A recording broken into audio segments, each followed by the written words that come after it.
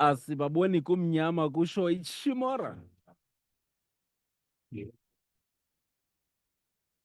Ivukani FM siyabulisa ngolwesithathu kusuku lwanamhlanje. Nkosi Mamtshawe besithi amasikweni ezithetho aphinda athi ezolimo ehlele zihlangwini zikamngqongo umfana wasevetlis, kodwa ke le nzwakazi iphuma apha yona yangapha ekradoko. Masingene sibulise.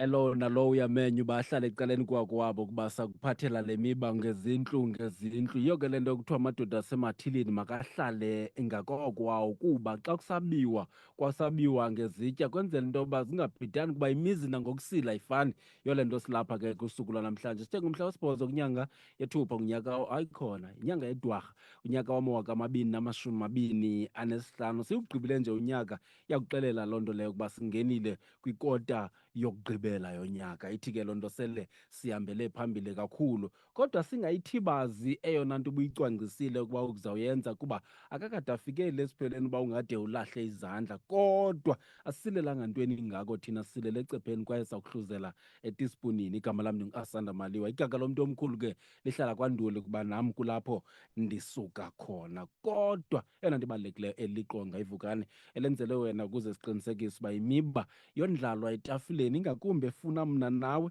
uqwalasela ke imiba eliqela. Kodwa ke ithini le nto? Yakhumbula ke into yokuba ingakumbi xa sesijonge inyanga usuku lwaphezolo, kulapho sibone khona mfelandawonye yombutho yabasebenzi COSATU, ingakumbi ngokwemfuno ezi zabantu abatsha kwicandelo eli kanye ngokwemeko yasemsebenzini. Bathe babe kanti benza umngcelele besingise kundlunkulu wephondo leMpuma Kapa phaya eBhisho. Kaloku ibizwa ngokuba olu suku lwaphezolo umhla wesi-7 ku-Okthobha, xa uthi ube kanti ubizwa ngokuba i-International Day for Decent Work. Bizwa ngolo hlobo. Bebesenza ke lo mngcelele befuna noko imfuno nezinto ezifanele ukuba zoyame ngokwemfuno zabasebenzi, noko ibe zizinto ezinikwa ingqwalasela emandla. Kodwa ubume ngokwezindawo nangokwale mibutho yabasebenzi iphantsi kwalo mfelandawonye iCOSATU bebelapho beyokunikeza ngolo xwebhu lezikhalazo. Zeziphi izinto abathi xa bezijonga babone uba abasebenzi ababameleyo bajongene nazo ncakasana kwiindawo zabo lapho kanye ke iintente zethu zikhoyo? Nawe ungumsebenzi, uzawukwazi ukuvakalisa olwakho uluvo ukuba inombolo yethu yomnxeba ku-072 514 5381, 072 514 5381. Kulapho kanye uzokwazi ukuncokola nathi kanye kwalapha enkqubeni. Kodwa abona bantu sincokola nabo namhlanje ndiyafuna ukunika ngokwendlela efanelekileyo uba ngoobani na. Uyakufuna ke ukwazi, ingakumbi ke nawe xa ujonga icandelo eli ukulo. Esinaye ke ophuma kanye kuyo iSakhawu, ngunobhala kanye apha kwiphondo leMpuma Kapa, ngumnumzana ke uSimphiwe Kavalela.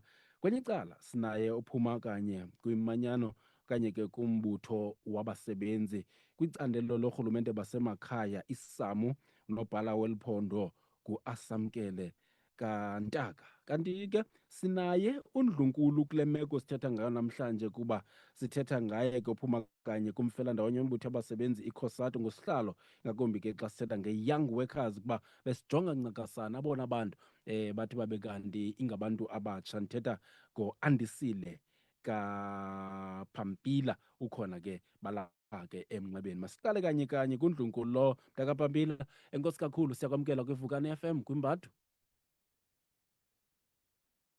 Masibulele kakhulu umsasazi, sithathe lithuba sizibulisele kunapha estudio, sibuye sizibulisele kubaphulaphuli. Ndilapha ndingu-Andisile Nzotho Pampila from the COSATU Young Workers in the Eastern Cape. Enkosi kakhulu msasazi.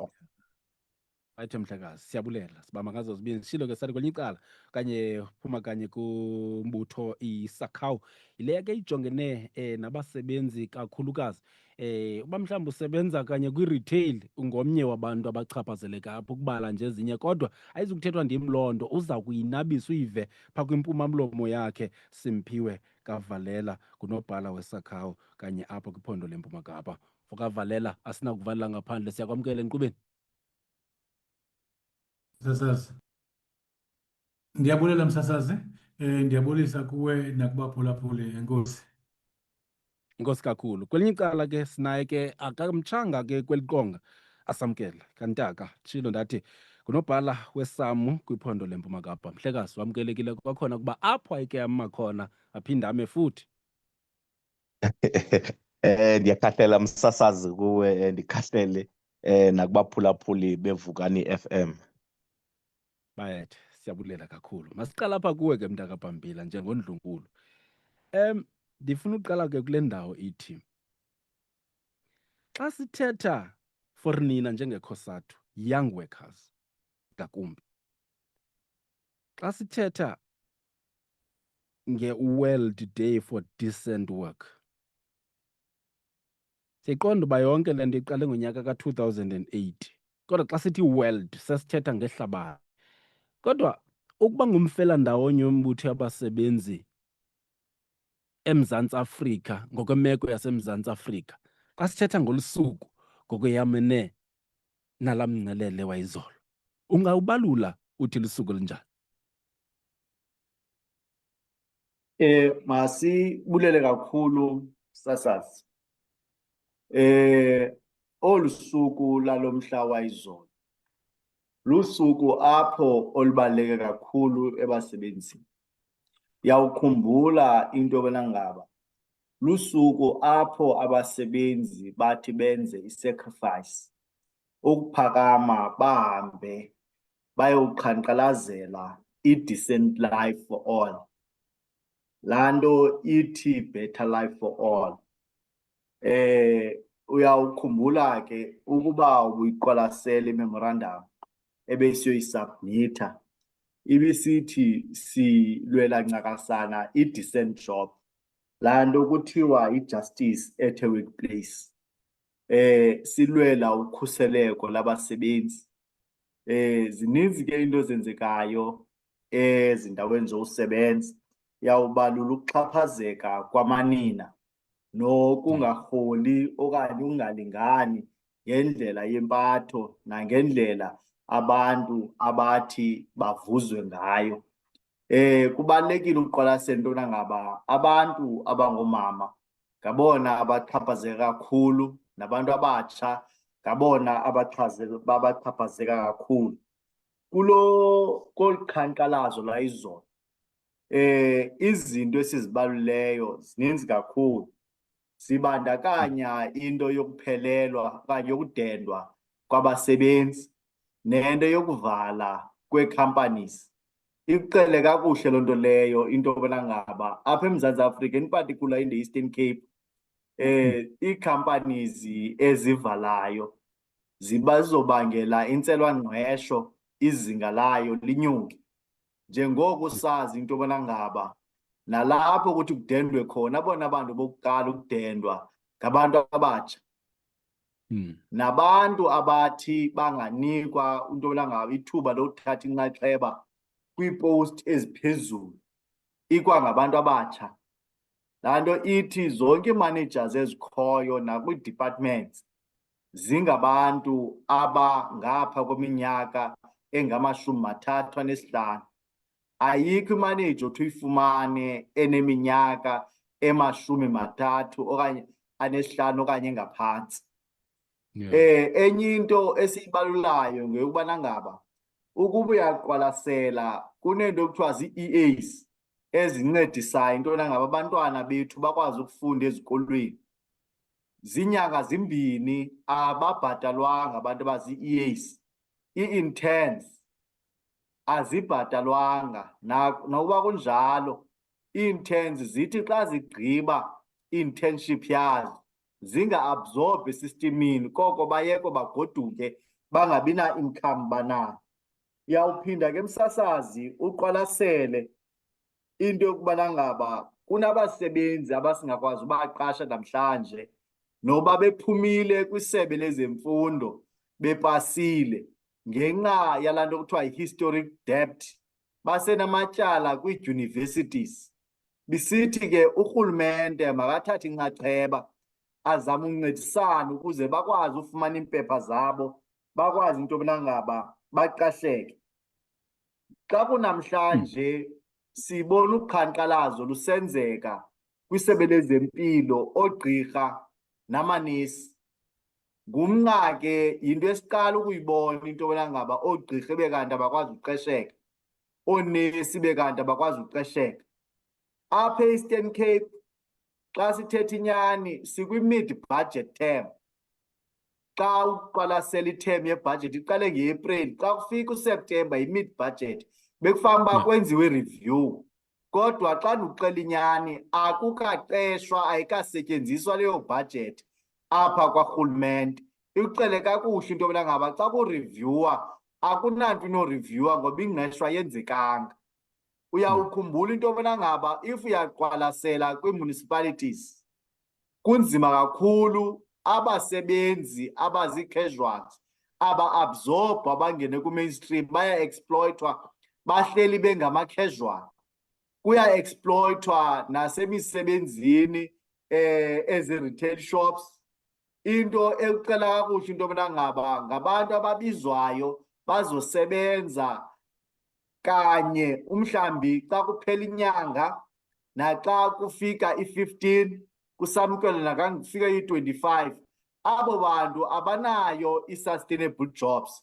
Sithi ke ngoku urhulumente makathathe inxaxheba akhe amathuba emisebenzi, abantu bakuthi bazokwazi uthatha inxaxheba basebenze.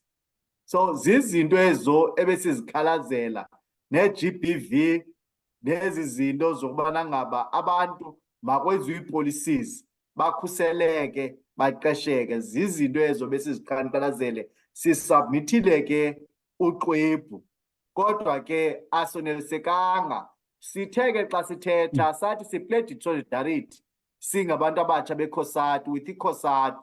Lena makube yi-historic march, makwakhiwe laa nto kuthiwa yi-program of action apha kule memorandum ukwenzela uba izikhalazo zabasebenzi zingabi zii-events. Singayigqibeli ngoku siyoyibona nge-1 kaMeyi ngosuku labasebenzi, kodwa sithi gqolo ukuyilandelelela.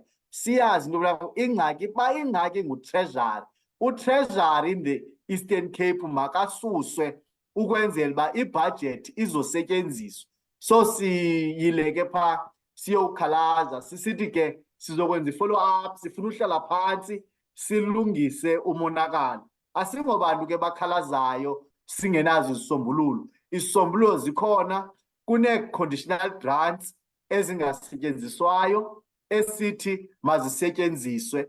So besiphayana ke sise nee-solutions. So kukangako msasazi.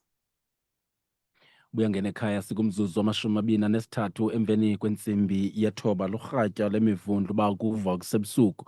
Kulapho kanye sikhoyo kwimbadu kwiVukani FM siqwalasela ke umngcelele bebewubambile kusuku lwayizolo mifela ndawonye mbutho yabasebenzi kunye nezinye imanyano zabasebenzi eziphantsi kanye kwephiko eli leCOSATU. Kodwa into ebalulekileyo sisiza nabo nje kusuku lwanamhlanje sifuna ukungena ncakasane kubume beza ndawo bazimeleyo endiqonda ukuba maxa wambi side singafikeleli ncam kubume nezinto ezenzekayo ngokuthe ncakasana. Kuba ngoku sinaye apha kanye emnxebeni lo ugqiba kwehla apho ngumnumzana uAndisile Pampila. Sishilo ke sathi yena nguye ke u-provincial chairperson okanye ke ngosihlalo kwiphondo eli kwiCOSATU, ingakumbi xa sithetha nge-young workers, abasebenzi abasebatsha. Xa sithi abasebatsha abaselula uba likhona elo gama. Kweli cala sinaye ke uAsamkela Kantaka. Sishilo sathi ngunobhala wephondo kwiSAMU,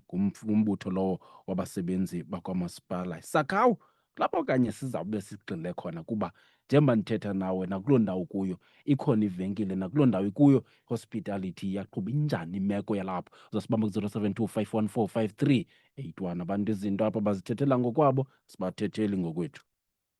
Mphulaphuli, khawuleza usindwendwele kweli xesha lentwasahlobo kwaStrauss kwiseyili yethu ukusukela ngomhla we-12 kaSeptemba 2025. Sikuphathela iimpahla ezikudidi eliphezulu ngamaxabiso aphantsi. Iimpahla zootata kunye nezomama zikhona. Khawuleza usindwendwele kwaStrauss enamba 79 Robinson Road kuKomani. Ungaphoswa while stocks last. Strauss of Queenstown, where service is a pleasure.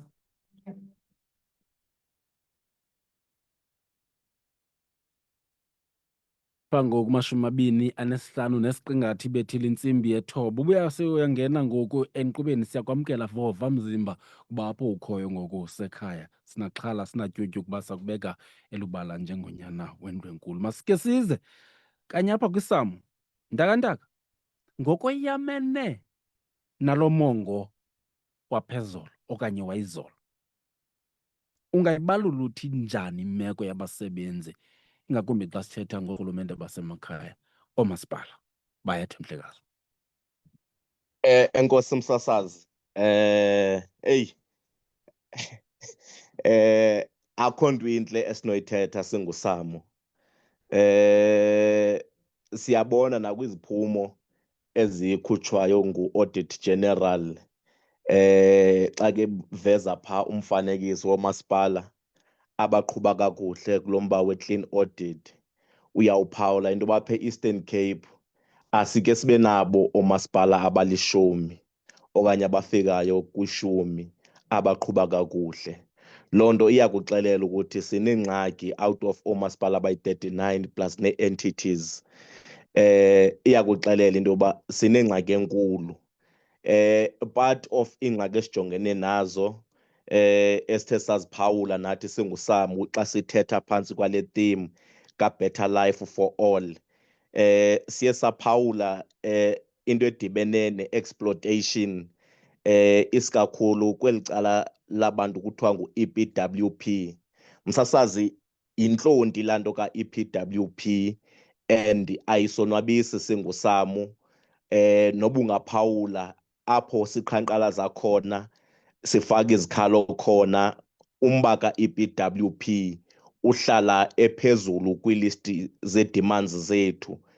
Into esiyiphawulayo msasazi kwiphondo jikelele lase-Eastern Cape yinto yokuba abantu bathathwayo kuthiwa ngu-FATFAT okanye u-EPWP bathathwa kwii-communities bezihlalele bengenanto, bathenjiswe ngamathuba emisebenzi atemporal.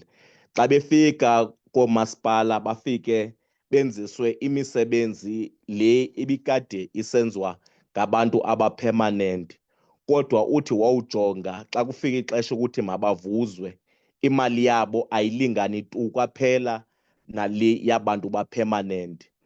And siphinde saphawula singuSAMU kwakulo mba ka-EPWP into yokuba abantu baka-EPWP basetyenziswa ngamanye amaxesha bangenazo nezixhobo ezi zosebenza. Xa ndibala izixhobo ndiquka nomba odibene ne-PPE, ii-overall ezi zikanokutsho. Into uthi uyibone ubabona ngeeglavu ezi zibomvu abazinikwa kube kanye ngonyaka ukuthi mabahambe bococa iidolophi ezi siphila kuzo.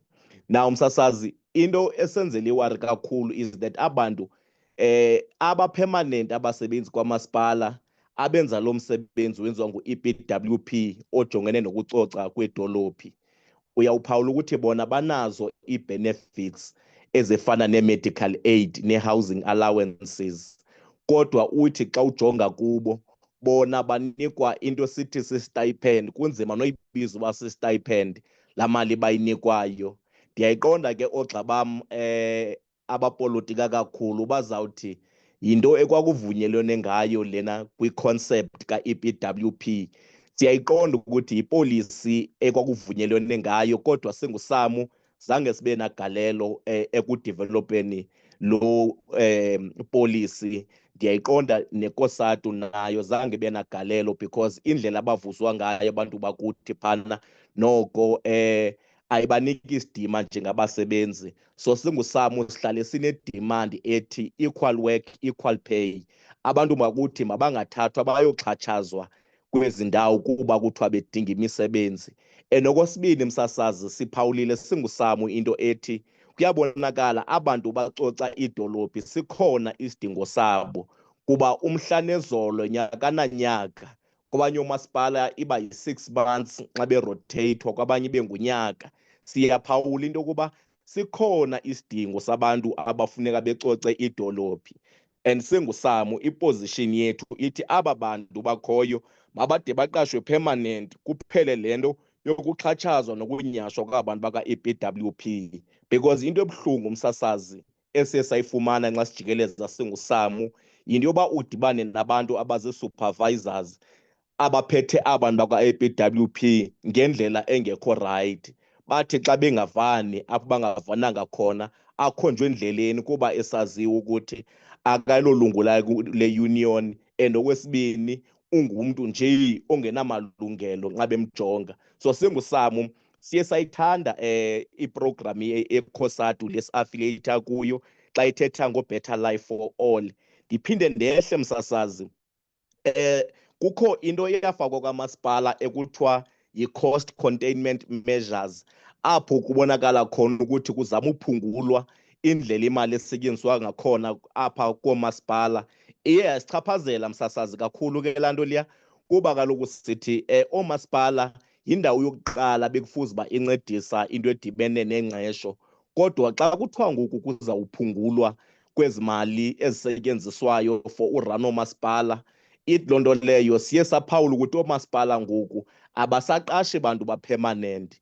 Instead kuthathwa abantwana abasuka ezikolweni ekuthiwa zii-interns nee-learners, zithathwe ziyofakwa kwezi position, zi-actiswe phana for 2 to 3 years. After that kuphinde kuyothathwa omnye, azisavalwa iposition, and ngoku kuxhatshazwa aba bantwana kuthiwa zii-interns kunye nee-learners, singamshiyanga ngemva okwakhe abantu bakwa-EPWP. So singuSAMU siyayewula le nto edibene ne-cost containment, especially xa ziziswa kuthi zingasetyenziswa kwindawo bekufuze besetyenziswa kuyo.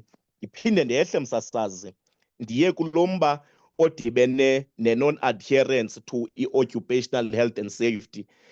singuSAMU siyayithanda wona, msasazi, into yoba sibe ngamasoja we-service delivery, ibe sithi abaququzeli bayo i-service delivery, kuba kaloku eyona nto siyiqashelweyo koomasipala yinto yoba sithathe iinkonzo sizisebantwini.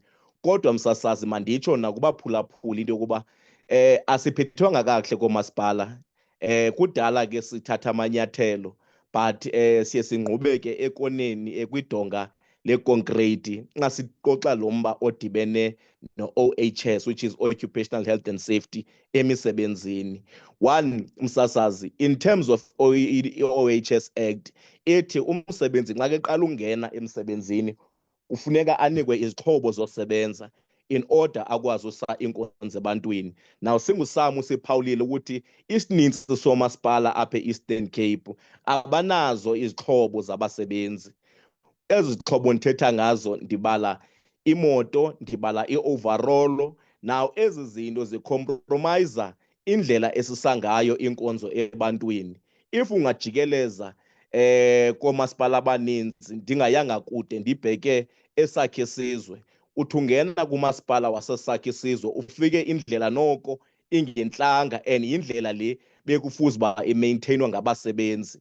Xa ubuza kwabasebenzi kutheni indlela ingamaintainwa, kuzawuthiwa one, akho PPE, izixhobo ezi befuze uba bayazinxiba impahla. Okwesibini, akho kwa inqwelo le bekufuze uba iyancedisa ekugaleleni isikwentire endleleni.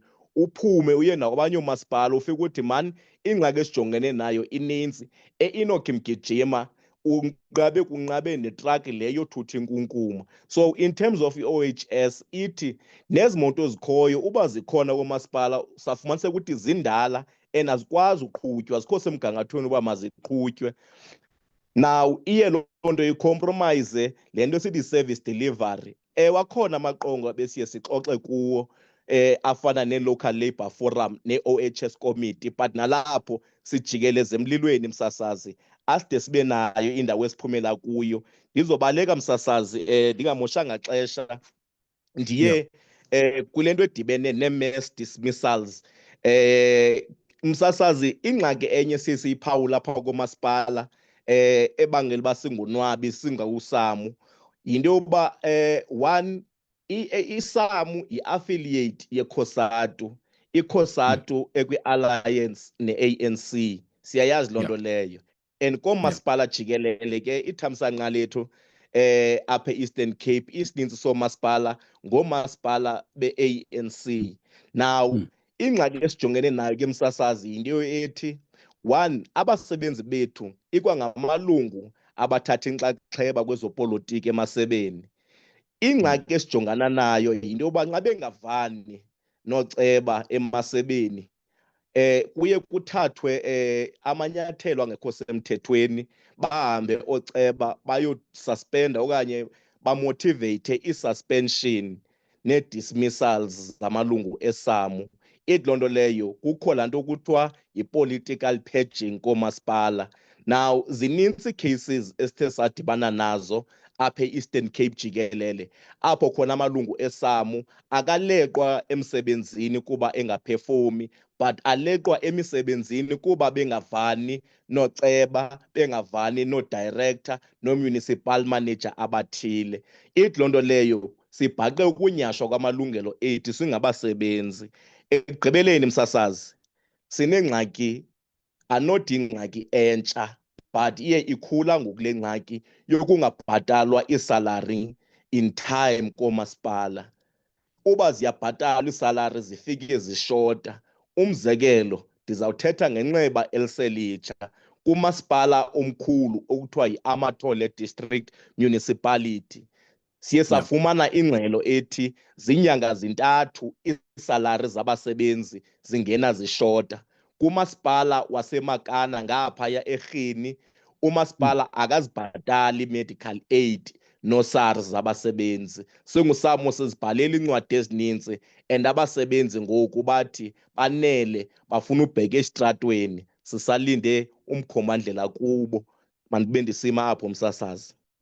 Bayethe Mhlekazi, phambi kokuba-23 phambi kwentsimbi yeshumi buyangena ngoku uphulaphule iVukani FM. Kaloku yimbadu le eliliqonga iVukani elenzele wena ukuze sikwazi ukusabela kwimiba eliqela edlumzi kunjalo nje. Lo umve sihlapho kunobhala weSAMU kwiphondo leMpuma Kapa, Shesati Imanyano ejongene nabasebenzi bakamasipala asamkele kantaka. Nawe kasikuvaleli ngaphandle, umamele nje ungumsebenzi nokubaluleliphi na icandelo, ngena sabelane kuba sinomfela ndawonye yombutho yabasebenzi iCOSATU, ngusihlalo wayo Young Workers Provincial Chairperson okanye ke usihlalo weCOSATU kwiphondo leMpuma Kapa xa sijonge ke i-Young Workers. Kwelinye icala sinaye ke umnumzana uSimphiwe Kavalela, sitheke ngunobhala weSakhawu. Sakhawu ke le endiqonda uba ke mntakaValela xa sesingena apha kuwe unguyena mntu endiqonda uba kwincoko le ncoko sinayo awunazo wena i-VIP uba sithetha ngekhathagori zabantu, kuba mphulaphula ekhaya ndithi sithetha nge-South African Commercial Catering and Allied Workers Union. Loo nto ke ngoku ixelela ubumbaxa bokumelwa kweemfuno zabantu bakuthi. Iphondo elifana nephondo leMpuma Kapa liphondo endingathi liqinile nangento edibene ne-tourism, kamnandi ndisuka kwi-tourism month. So asikwazi uthetha ngezinto ezifana ne-catering singathethi nge-hospitality, sikuwe apho. Kodwa ke ndicinga laa nto yokuba icandelo labucala, indima eliyidlalayo kuqoqosho loMzantsi Afrika likhulu kakhulu, le nto kuthiwa yi-private sector.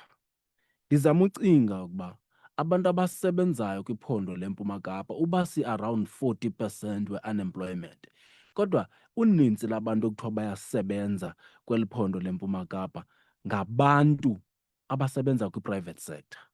I-private sector enabantu abanintsi abasebenzayo kwiphondo leMpuma Kapa. Mhlawumbi omnye umuntu uza kundiphikisa, ndiphethanga amanani ecaleni kwam, kodwa i-retail phantse yonke idolophu ekhoyo kweli phondo iphethe abasebenzi abakwi-retail. Ikuxelele mhlophe ke into yokuba mnintsi umgama ekufuneke kuhanjwe ukuzama ukuyama ngomongo wanamhlanje. Funa ke phambi koba ndilungise nje ivenkile emveni koko umntu akavalela, ndikunike ithuba ukhe tata. Uba ngusomashishini osakhasayo nenjongo zokuphuhlisa ishishini lakho uphinde uze notshintsho empilweni naseluntwini ngokunjalo, ukuba kunjalo iVukani Community Radio ikuphathela iVukani Small Business Package Deals enamaxabiso ancamisayo. SiVukani Community Radio siyayiqonda ngokupheleleyo ingxaki somashishini abasakhasayo kunye nabo bakhulayo abajongana nazo, umzekelo ukunqongophala kwexesha, ukuswela ubukho kwezamakhasi onxibelelwano kunye nezinye kolu rhwebo lunokhuphiswano ngamandla. Yiloo nto ke sakhe iqhinga lokunceda oosomashishini baxhumane nabathengi ngondlela lula nenamaxabiso aphantsi. Iba nomfanekiso ngqondweni. Ishishini lakho lisaziwa, kuthethwa ngalo ngamawakawaka abantu. Ayililongo iphupha eli liyenzeka ngokwenyani. Iqela lethu labasebenzi abaqeqeshekileyo baya kusebenzisana nawe ukwenza intengiso ekhethekileyo kwaye eyenza umtsalane kubaphulaphuli beVukani FM. Eyona nto encumisayo ngezi small business package deals, uyakwazi ukuzikhethela ekufanelayo kwaye elingana nesipaji sakho. Ukuzifumanele ezi Vukani small business package deals, tsalela umnxeba kule nombolo 047 877 0095 okanye 047 877 0096 okanye uthumele i-email ku-sales@vukanifm.org. Right, shilo ke ngosipha kumzuzu we-19 nesiqingatha phambi kwentsimbi ye-10. Silapho sikhoyo namhlanje sincokola ngemiba yabasebenzi. Kaloku besishilo sathi umnqelelo busingise kundlunkulu wephondo leMpuma Kapa eBhisho, apho umfelandawonye yombutho yabasebenzi kunye nemibutho ephantsi kwayo ndithetha iCOSATU belapho bezama ke okanye ke beyokufaka ixwebhu lezikhalazo kwindlela nenguqu abafuna ukuzibona xa sele sithetha ngemeko yabasebenzi. Ngoku siphaya kanye kwiSACAWU ngelizwi likanobhala wayo kwiphondo leMpuma Kapa benthe yi-South African Commercial Catering and Allied Workers Union. Ndakavalela kwakhona siyakwamkela. Khawusobela umfanekiso ngqondweni wemeko yabasebenzi nabantu aboyame ngani njengalo mbutho, ingakumbi ke xa sesithetha ngendlela kuyiyo kweli phondo. Bayethe Mhlekazi. Enkosi Msasasi, ngelithuba lokuthi sithethe nabaphulaphuli ngayo yonke into besiyenza izolo, and as well nangokuthi thina siyiSACAWU sisafarisha kanjani na kuzo zonke ezi injustices zikhoyo ezibangela into yokuthi nathi sithathe inxaxheba ngobungako bethu kulomlo we-decent work. Yeah. Msasazi nabaphulaphuli, iSACAWU njengoba sowutshilo ngumbutho wabasebenzi omele abasebenzi ubuninzi babo abaphuma kwi-hospitality nakwi-retail. Hospitality ke would be ihotele, would be i-restaurants, would be ezi-tourism companies zikhoyo. I-retail siyayazi ukuthi yona ke izawuba i-grocery retail, furniture retail, clothing retail. Singazibizanga njengamagama e-companies uba zibhatala ngapha, kodwa zizo ezo apho sikhoyo khona kakhulu. Ngakike zethu ke kuyo yonke lento xa sithetha nge-decent work, uyabona iCOSATU in one of the congresses i-theme yayisithi we demand equality sustainable jobs, sustainable quality jobs. If ke uzawujonga apho ukuthi sifuna apho imisebenzi eqinisekileyo ukuba isinika ubomi obunesidima kwaye ekwaziyo ukugcineka, umntu akwazi ukuplana for the future yabo. Kulena ke isekta yethu ngokuye kuhamba iminyaka iye inqongophala ngokunqongophala loo nto. Uzawuqaphela into yokuthi abasebenzi abasebenza kwezi ndawo ndigqibothetha kuzo ngazo, masithi abasebenza ehotele naserestaurant, abaninzi kubo bathi xa besebenza kuthiwe nina nizawusebenza ii-hours ezinga ngeveki, kuba asikho busy ngoMvulo, asikho busy ngoLwesibini, sibhizi ngoLwesithathu, ngoLwesine, ngoLwesihlanu. Kodwa nangoLwesihlanu lowo sibhizi emva kwemini, kube njalo ngoMgqibelo, kube njalo mhlawumbi nangecawa. Apho ke ezo zinto zonke zenza into yokuthi umsebenzi angabi nako ukuplena ukuba i-future yakhe izawuqhuba kanjani na. Ngoba uba ujonga abasebenzi abasebenza kwezinye zezivenkile ezinkulu, uzawufika umntu esithi mna ndisebenza u-32 hours per week. La 32 hours per week awandiswa ude uyofika ku-45 njengoba ifanele uba nguye. Apha i-employer isebenzisa into ethi kwi-service industry, kwi-retail, i-business yakhona seasonal during the day, seasonal during the week, seasonal monthly. So therefore abakwazi ukuthi basebenze kubekho abantu aba-full time lonke ixesha. Zinto ezintsha ke ezo, Msasazi. Ezi zinto bezikade zingekho kulaa minyaka iphambili phaya. Kodwa ngoku into eyenzekayo, abelungu abaqeshi basebenzisa even nala masolotya ngelishwa aye akhona nakwi-Basic Conditions of Employment Act yethu, evumayo into yokuthi abasebenzi abasebenza ngecawa kude kuthiwe ordinarily working on Sunday, abo bangabhatalwa nge-time off.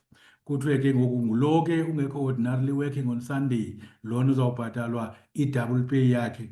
Iphinde kwakhona iqhube kubekho i-sectoral determinations that talk about ibhatalwa nge-hours. Bayisebenzisa kakhulu ke abaqeshi le yokubhatala nge-hours, and loo nto yenze into yokuthi singabi nayo laa nto sithi yi-living wage, because apha sifumanisa abasebenzi ababhataleki ngendlela efanele into yokuthi umntu athi ndiyazidla ukuba ndiyaphangela.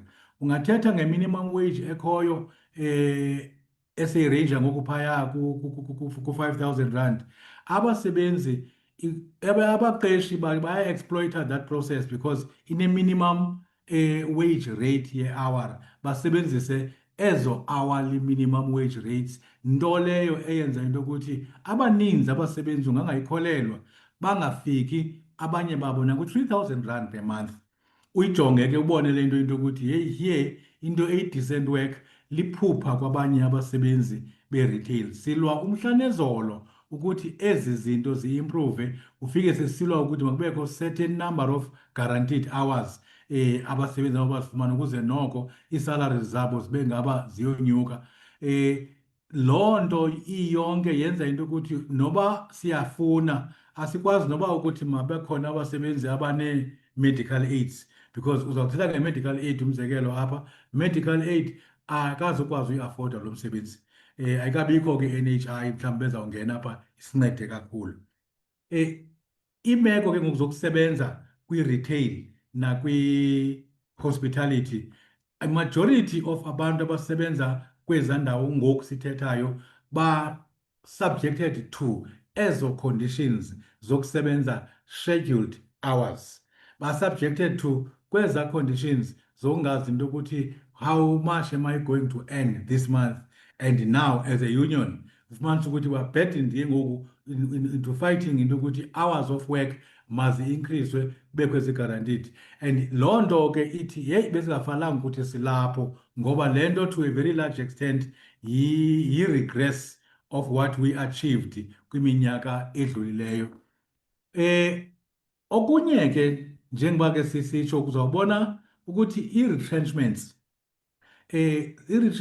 ngoku zixhaphakile apha kwi-retail. There is one company ekhompyutha kakhulu eneza colors i-blue and white and red. Uzawubona ikhompyutha ke that company apho xa bevala ivenkile ngoku banento entsha yokuthi bathi siyayivala le venkile sawuyenza i-franchise. Avele atsho esitsho izolo, etsho namhlanje athi nge-end of this month ziyaphela sesithengisile ivenkile. Into esawuyenza ukuthi bonke abasebenzi bawelele ngaphaya, abafunayo abafuni banikwe ipackage ngokwe-severance we-severance pay bayikhona kwi-Labour Relations Act. Loo nto ke yenziwa enye yinto yokuthi ii-labour laws zethu zenza kwalula ukuba abaqeshi xa befuna even ukuretrencha usection 189 uthetha nge-consultation, and that consultation, as much as kuthiwa meaningful consultation, akukho nto ibanyanzelayo into yokuthi mabavumelane nathi. Akukho nto ithi as well inga-arbitrate phi that. So apha ngoku yenza kube lula kubaqeshi into yokuba benze laa nto kuthiwa yi-tick box exercise xa befollowa usection 189.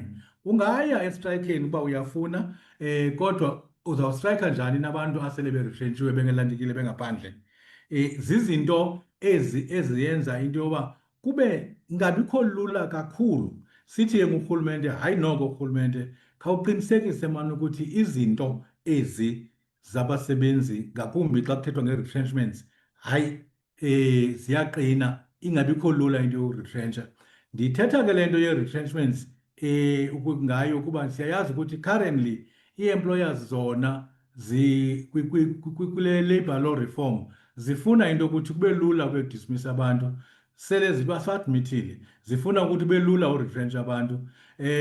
Bathi xa bethetha just outside formal places, in fact nakwezinye iingquthelwa zabo bade bathi in South Africa it's easier to divorce your wife than to dismiss an employee. Loo nto ke kuthi kwi-retail nakwi-hospitality isichaphazela kakhulu kuba oonovenkile yinto elula ukuvala le venkile apha kule ndawo, ahambe ovula enye ivenkile ngapha eHumansdorp, abe le ilapha ivalile eshiya abantu bevaleke belahlekile bengenamsebenzi. Xa efika phaya abasebenzi baqesha nge-minimum rate, ebaqesha ingasekho laa nto ithi bano-45 hours inantsika amaxesha osebenza, ebaqesha ngoo-scheduled hours. Ndithetha nawe nje njengoba besine central march eBhisho, as Sakhawu, we also took this campaign to direct to ezinye zee-employers ezenza oku sithetha ngako. One of them iseDutywa. Leya i-employer khange ibe nantloni zokuthi thina ke ngoku sifuna ubuyela thatha abasebenzi bonke sibase kwi-minimum wage. And loo nto sawuyenza ngokuba sinike usection 189 Sakhawu. Siqhubeke nenantsika ne-retrenchment process. I-alternative yethu apha izawuba kukuthi bangabuya abasebenzi, xa bebuya sibathatha ngokutsha, sibathatha ngale ilantika rate ekwi-minimum wage. And at that time yonke into enanisinegotiatile, wena provident fund, wena maternity leave nezinye into ezazikhoyo azisekho, zizawuqala ekuqaleni. Arrogantly so besithi as well asiniki increase, zero increase. That's what we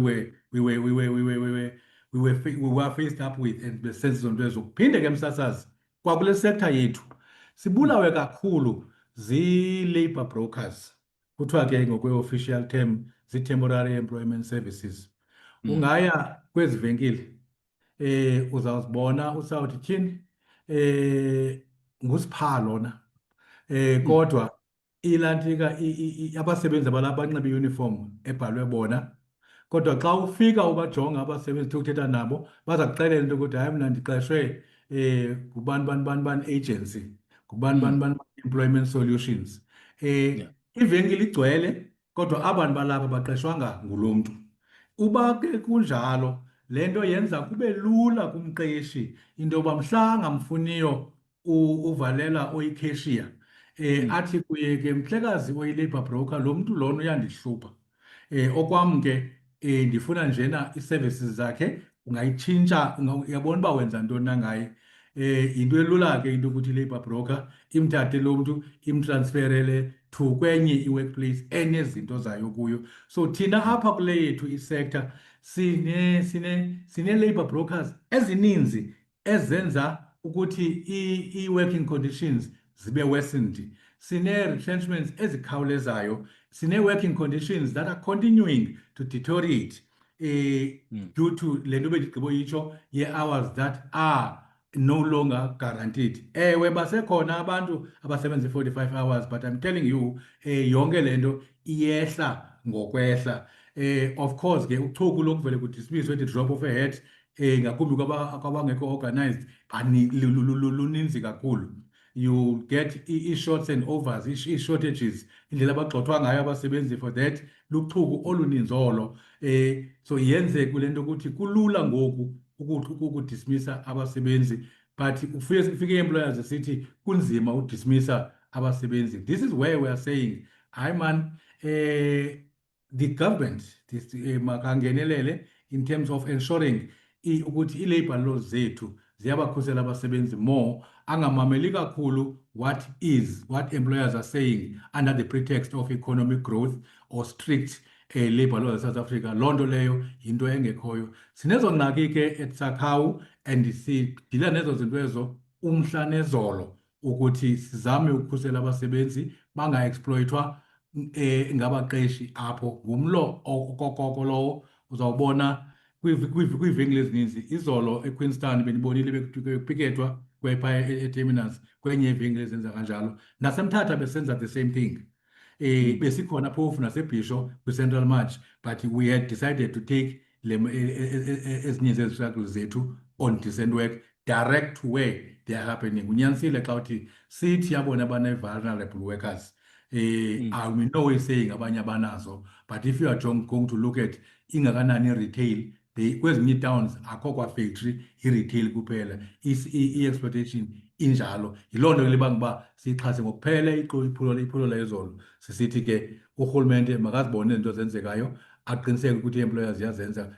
I-attack to i-collective bargaining yinto ekhoyo ukuthi leyo iyenzeka njengoba isenzeka kwi-public sector, into ukuthi i-employer ithi hayi andizukwazi ukukhupha mali kulo nyaka nangona besivumelene kunyaka ophelileyo, kufuneka uliwe ukuze bayenze loo nto leyo. Enye yeehotele ezinkulu salwa saba secourt ukuze sikwazi ukuthi siyaphumelela ukuthi bayi-implemente what besivumelene ngayo, bekhala nge-COVID. Phofu babe behawusa abantu abaya kwakuthiwa bayakwarantina and babengazange bangabi namali. So kulapho ke Msasazi ukuthi into ebangela uba sibe siyinxalenye yezolo ibiqulathe loo nto la march yayizolo ibisiya eBhisho. Decent work sithetha ngezo meko zinjalo. Yho, ndinomdla kanye kuloo ndawo mntakaValela kuba uyabona ezi dolophu ugqiba ukuzibala, even kwalapha ecala kwisithuba nje seveki ezimbini ezidlulileyo, enye yeevenkile ezithengisa ukutya apha bebekhalazela loo nto. Ubonakala uba nento endingayi-analyza njenge-abuse of power njengomntu ebekhava the story, but bakhalazela into yoba zizinto ezincinci xa zibaliswa ude ungakholelwa nawe ubone uba futhi uba ungathi awuyimameli le nto kungaluza abantu abanintsi imisebenzi.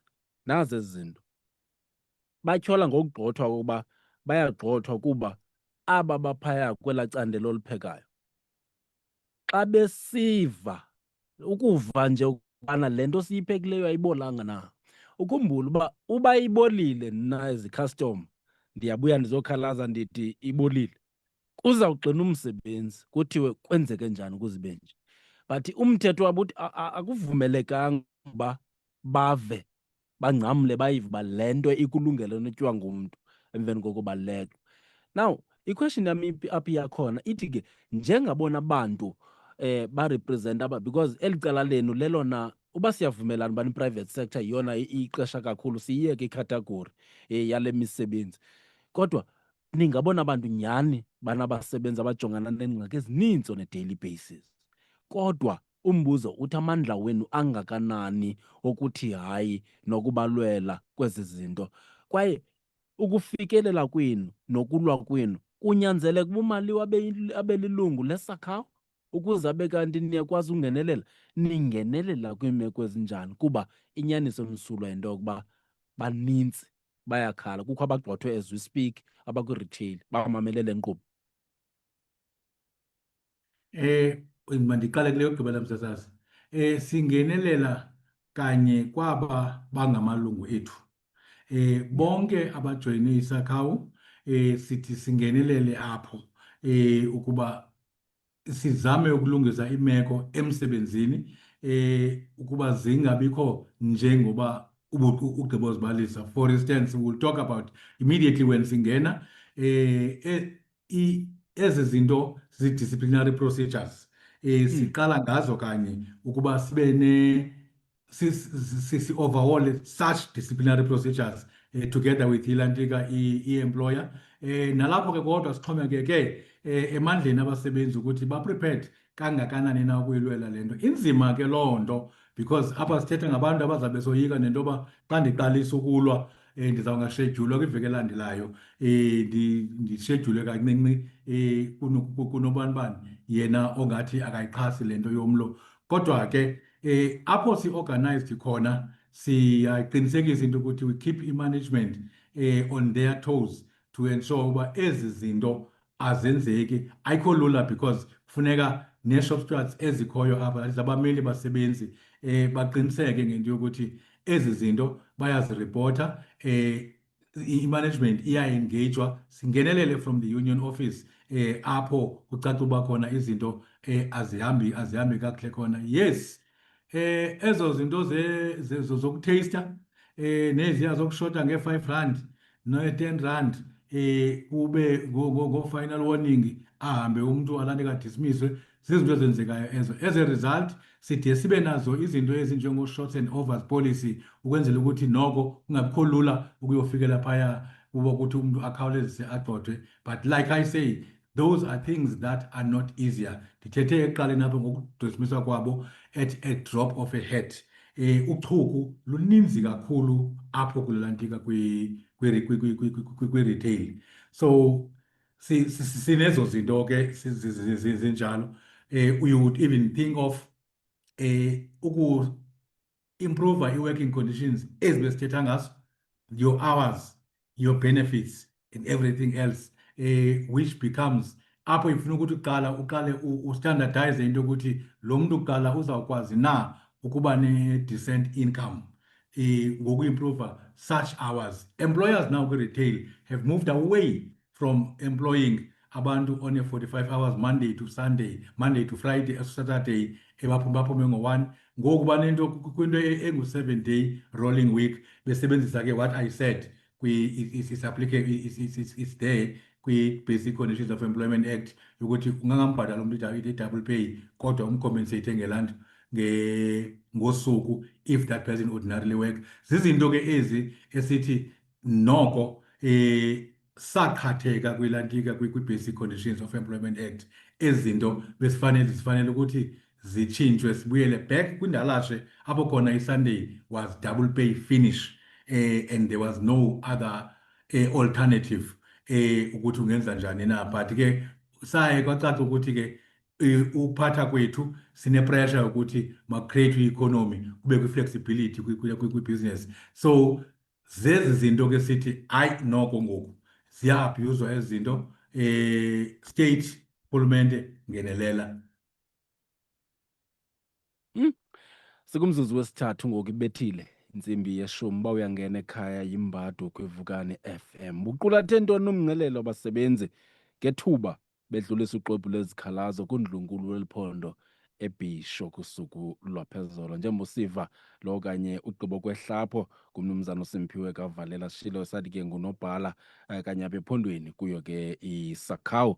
Kwelinye icala ke Sishilo sathi sinaye asamkele Ntaka yena ke ngunobhala apha ephondweni weSamu umanyano ke yabasebenzi phaa komasipala. Masize kuwe Ndlunkulu mnumzana uAndisile Pampila. Masize kuwe uba uyabeva ngokwezi sectors basuka kuzo oogxa bakho. Omnye umuntu uzothi ke xa kukhala nina ebetshilo apho uMntakantaka wathi ke njengabantu ke abakunxantathu we-ANC komnye unyaka apha ndandike ndancokola nomfo kwakuthiwa nguSizwe Phamba ephaya esi-spokesperson sika-National kwizinto ezisondeleyo kwezi. And ke ndiyayithanda nento yokubana iCOSATU General iba yiphathi ye-deployment committee iya-includwa within the ANC. So kuyo yonke into eyenzekayo nimova together. Kodwa ke mntu uzawuthi xa kukhala nina ngolu hlobo bawubasathini abanibafake ekhwapheni? Ngumbuzo omileyo lowo. Masibulele kakhulu Sasazi. Sasazi, uyawukhumbula into yobana ngaba ngoku sisebenza okanye si-operator under urhulumente okuthiwa yi-GNU. Esithe ke xa siyidefayina singumfelandawonye wabasebenzi, sathi lo ngu-government of the neoliberal unity. Apha kuqiniswa amandla oongxowankulu ncakasana. Le nto ye-GNU ke sithe xa siyicacisa sathi into efana nekhephu, ikhephu liwa apha lipandise kakhulu iziphaluka. Apha e-Eastern Cape asinayo laa nto kuthiwa yi-GNU, but singabona abantu bava kakhulu ilamvila ebekufana uba liviwa ngabantu abaphantsi kwe-GNU kwezi provinces. Kuyinyani into yobana ngaba sikwi-alliance. Ii-young workers zilihlabile ukhwelo elo nto yobana ngaba le nto ye-alliance ingaba iphila xa kusiwa kulonyulo, xa kurhulumentwa ingaba ngubani ekufuneka ezuzile under this alliance and the government of the alliance. Ngoba ukuba uthi awunayo i-GNU e-Eastern Cape, loo nto ithetha ukuthi unorhulumente we-alliance, bekufana uba kunjalo.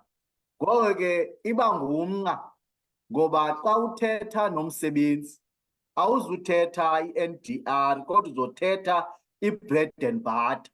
Uzokubuza umsebenzi, lo rhulumente siwuvoteleyo benisiza kuthi nithethe into nam nisicenga nisibongoza masihambe siyovota, kutheni ungasibhenefithi thina ubhenefitha abathile kodwa nini abebethe gqolo ukuza kuthi? Uyawukhumbula into yobana ngaba urhulumente esiwuvoteleyo esithi ngowe-alliance nguwo owathatha abasebenzi wabasa kwiinkundla zamatyala, wayowulwa no-Resolution 1 of 2018. Abasebenzi abayifumana imali yabo, i-GNU ibingekabikho ngelo xesha. Xa kungoku abasebenzi aba-afodi i-cost of living, abakwazi uthenga isonka nomgubo, babathenge umgubo, abanayo imali yokuthenga izinto zowudibanisa. Ikuxele kakuhle loo nto le into yobana ngaba laa gap, laa msantsa ukubana ngaba kube ne-increment esingayifumaniyo iyavakala kakhulu. Buyaqwalasela kukho into ekuthiwa yi-two-pot system. Le nto ye-two-pot system nayo yinto phaa epalamente esibetha kakhulu singabasebenzi, especially abasebenzi abatsha, ngabona baxhaphazekayo ngoba ithi laa nto ukuba ngumsebenzi ngoku uyarizayina okanye uyagxothwa, imali yakho obuyibeka phaa uyicontributa ku-GPF awukwazi uyifumana. Ngabantu abatsha baafekthekayo, abantu abadala abaafektheki. Liyinyaniso eloba i-bargaining council i-under attack, but sifuna ukuthi yi-COSATU, young workers. It's not like just under attack, but ngoku incedisa i-neoliberal, incedisa oongxowankulu, i-against i-working class, is no longer progressive. Imithetho ngoku epasiswayo nemithetho esazawupasiswa ukuba singabasebenzi asiphakami sime sizilwele, sizofumana imithetho esicinezelayo ngakumbi. Le nto ye-NHI ichatshazelwayo apha, okwa kusayinwa akuthethi into ukuthi, into ethethayo ukuthi yinto yobana ngaba i-implementation izokwenzeka na. Ikucela kakuhle loo nto leyo. Xa ubona ingqesho ingenzeki, ubona ibhajethi ingasetyenziswa, yi-antagonism leyo, yinto ephikisana nalaa nto kuthiwa yi-NHI, a socialist agenda. Laa nto ithi abantu abakwi-working class, iimpulajalijanga, zizoxhamla i-healthcare system efana nabantu abanemali. Loo nto leyo urhulumente ngokukhoyo uyayiphikisa ngezi austerity measures. Ithi ke loo nto kunzima ukuya ebasebenzini ngoku siyothi maqabane, le nto i-alliance iqinile ngoba abasebenzi babona bexhatshazwa kwangula urhulumente. Ndibuhlungu into yobana ngaba siya kwi-local government elections kunyaka olandelayo. Andiyazi uba abasebenzi bakamasipala abagxothwayo, abasebenzi abacasualizayo, ii-securities ezingabhatalwayo iisalari zazo, ii-interns ezithi zophelwa yi-contract zibekelwe bucala, sizothetha njani nazo into yobana ngaba zihambe ziyovotela i-alliance? Kuzoba nzima kakhulu. Oko ukuthi le nto i-alliance ukuba azikhawuleze iqwalaselwe ilungiswe ukwenzela uba ukuba urhulumente ngurhulumente wesininzi ngesininzi ukwazi uzobhenefitha isininzi. Ngoku besipha siyivile inkulumbuso ithetha i-English ikhumsha. Kodwa ke okukhulu esingakutsho yinto yobana ngaba sibuye singaphethanga nto, ngoko simemelela ukubana ngaba makube kanti kwakhiwa i-program of action. Laa nto ithi le nto yokusubmitha ii-memorandums ayikho enough. Masiyazi uba ngubani lo ingxaki. Le nto yenziwe yisakhawu i-progressive kakhulu.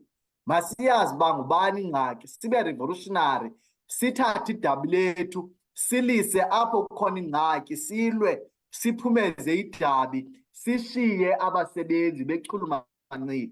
Ngoba abasebenzi ezi rhetorics, la mazwi amnandi, that seeks to dilute the revolution, awamkeleki kamandi ngokuba amazwi awabeki isonka phezu kwetafile. Koko silapha sithi thina msasazi kunzima kakhulu sikwi-alliance le nto yobana ngaba i-alliance summit zingahlali zizama ukusombulula, ngoba la kaloku uba urhulumente wase-Eastern Cape urhulumente wethu sisonke siyi-alliance, bekufana uba iimfuno zabasebenzi siyakwazi ukuzisombulula, sihleli phantsi sikwazi ukuthetha sisonke siyi-alliance.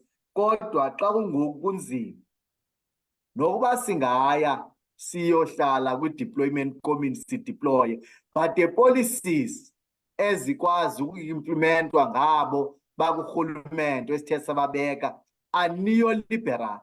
Ayizo policies zethu sisonke siyi-alliance. Abantu aba-akhawuntayo ba-akhawunta kwi-component eyi-1. Ithi loo nto leyo ke ngoku ukuba abantu beCOSATU beakhawunta kwiCOSATU, abepati beakhawunta kwipati, kule nto ye-tripartite alliance +1, nabeSANCO bekwazi uakhawunta kwiSANCO, bekuzoba lula.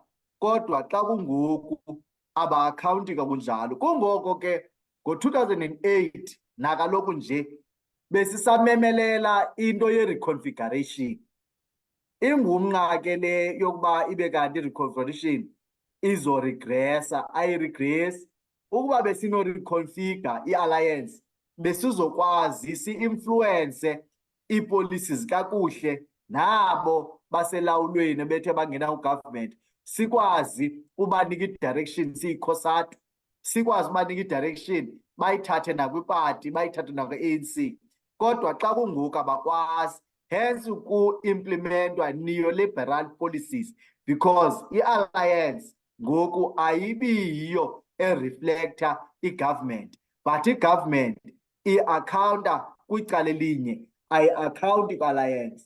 So ke sinaloo ngxaki, hence i-reconfiguration ibaluleke kakhulu. Enkosi ke msasazi.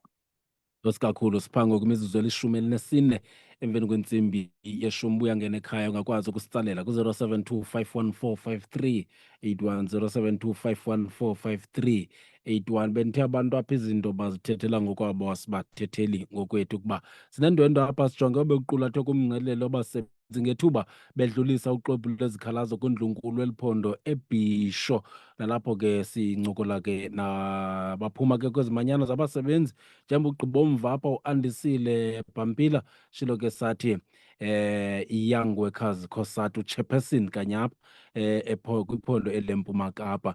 Ukhona ke nayo asamkela kantaka nongunobhala weSAMU kweliphondo, ukhona nomnumzana uSimphiwe Kavalela yena ungunobhala weSakhawu kwiphondo lempuma Kapa. Xa ndisiya kuwe ke mntakantaka manifunde le comment. Sizwe nguqe uthi msasazi, ndiyayithanda le ncoko kwaye kusezoba nzima, oomasipala bethu bayabaqhatha abantu bethu abangabasebenzi. Uthi ke makuliwe kwaye ke masilweni sonke ngoba kibuhlungu le meko sikuyo. Uthi ke yena kuphaya kunongqongwana location ecofa imvaba phantsi ke komasipala wasentsika yethu. Kodwa ndifuna mntakantaka xa ungena woyame nangoku sele kuvelile koogxa bakho bayathi Mandibulele msasazi. Utsho kwavakala phana usihlalo wonomngqushwana phaa kwiCOSATU evatha ngempela kule nto edibene ne-alliance. Mani msasazi, ndifuna ukongeza mhlawumbi ndiqale phaa kumfelandawonye unobhala wephondo phaa kwiSakhawu. Singqinelane naye ngelithi one, iyafuneka ke sibe nayo indlela esizawujonga le mithetho egade abasebenzi. One, sino-Labour Relations Act apha umane eamendwa from time to time. Kubekho ne-basic conditions of employment. Now nxa ujonga zoyi-2 as act wena msasazi sifuna ungqina ngelithi azithethi nathi singabasebenzi and azikhuseli basebenzi more than zixhaphaza abasebenzi. Ndifuna usondela kule nto ephaa kwi-basic conditions njengoba beziamendiwe.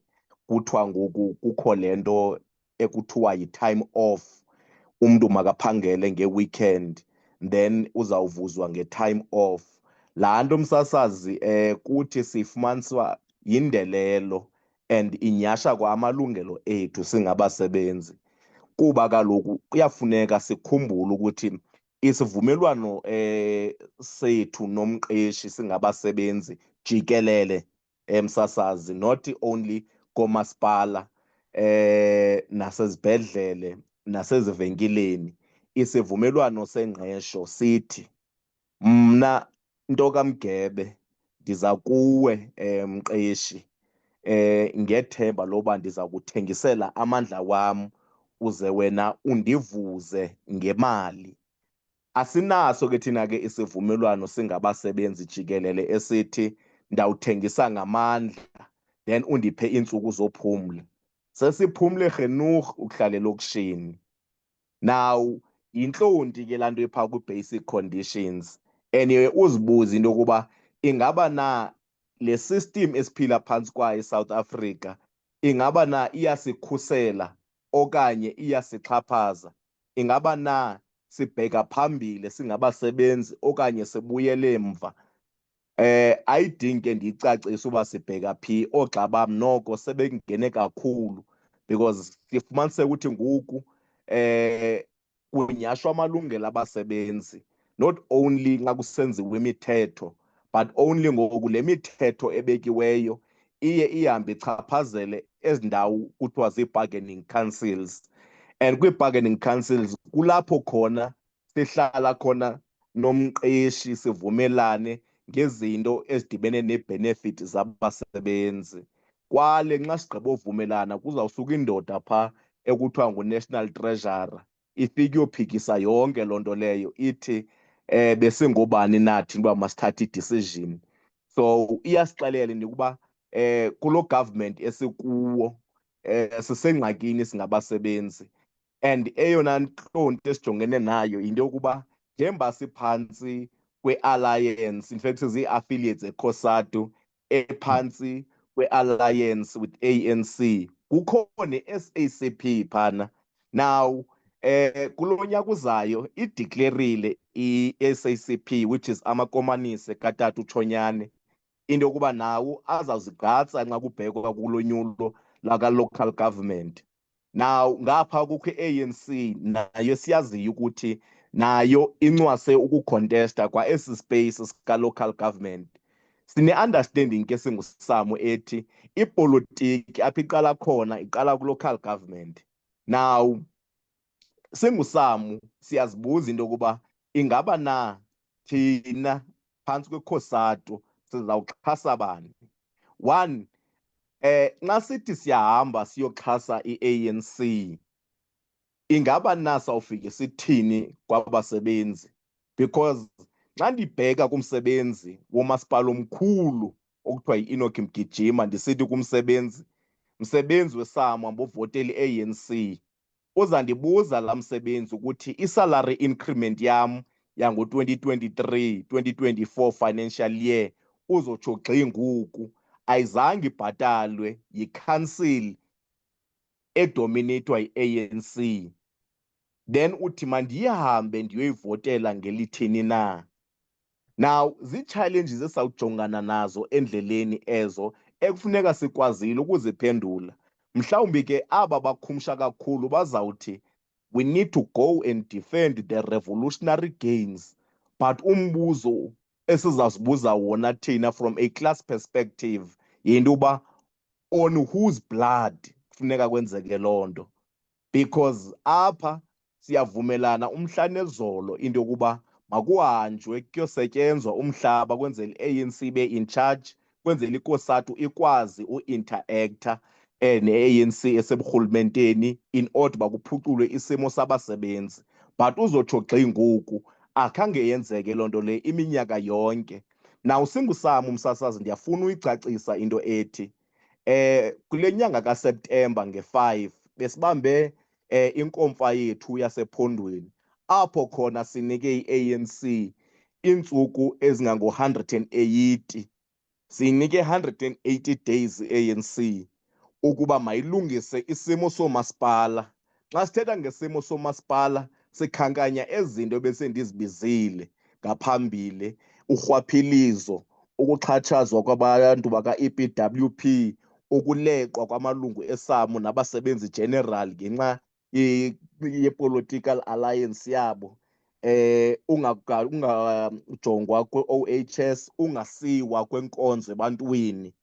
So singuSamu sethe i-ANC mayilungise zonke izinto within 180 days, and already msasazi sesiqalile kwabanye oomasipala u-engage per region, because le nto siyiqale at a national level.